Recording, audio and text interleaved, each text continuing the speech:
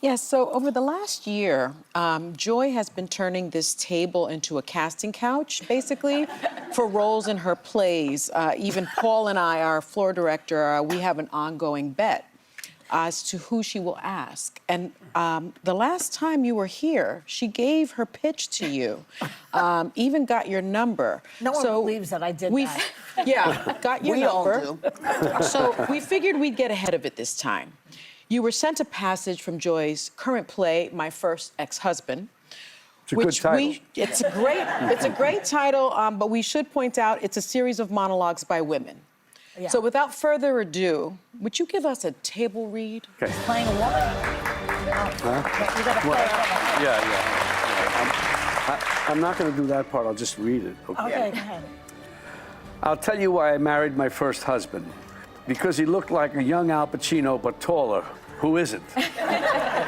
A girl has to look out for good genes, and I was getting up there. Almost 29. In those days, that was old. He was a big shot, always in the streets, fast cars, fancy restaurants, press suits.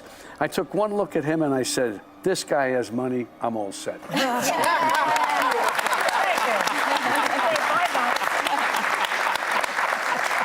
That made my year. No, you did. So I don't have to bother you anymore now. You. No, whatever. That won't stop her, don't worry. But you've been in too many classic movies to list. The Godfather Part 2 is one of my favorites, but we've also mentioned Goodfellas, Casino, the list goes on. But one of my other favorites is Meet the Parents. Yes. Which we saw you flex in your comedy chops. You were phenomenal. Circle of Trust. It's celebrating its 25th anniversary this year. And there are reports, crossing my fingers, that there is a 4th installment in the works. Will you be involved? Yes. Yeah. Well, then the other story we heard is that you're responsible for that oh-so-awkward lie detector scene. Yeah. It's your idea.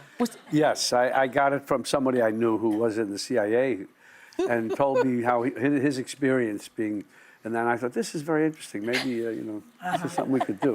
Are you like that character as a father-in-law? No. No.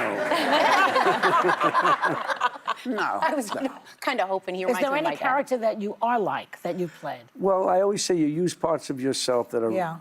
usable for the character, of course, but it doesn't mean you are the character or that you subscribe to that behavior or any of that.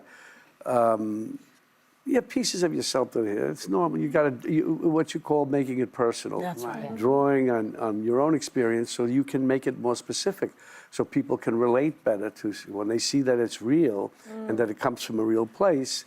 There's more. They can identify with it. They can relate to it more. Hopefully, you do that every time. Not always, but you try. Yeah. Like when you played Boris Badenov. Yes. Yeah. I mean, I always wondered, what part of Bob is this? And now I know there's a little tiny part of it. It's fantastic. Hopefully the taxi driver has nothing of you in it. You make a great president in 0 Day, which is excellent. Yeah. That's a great point. Listen, our thanks to Bob De Niro, who always makes time to come to this show, which we always appreciate. Yeah. The Alto Nights hits theaters nationwide this Friday. Do yourself a favor, check it out, because he's phenomenal.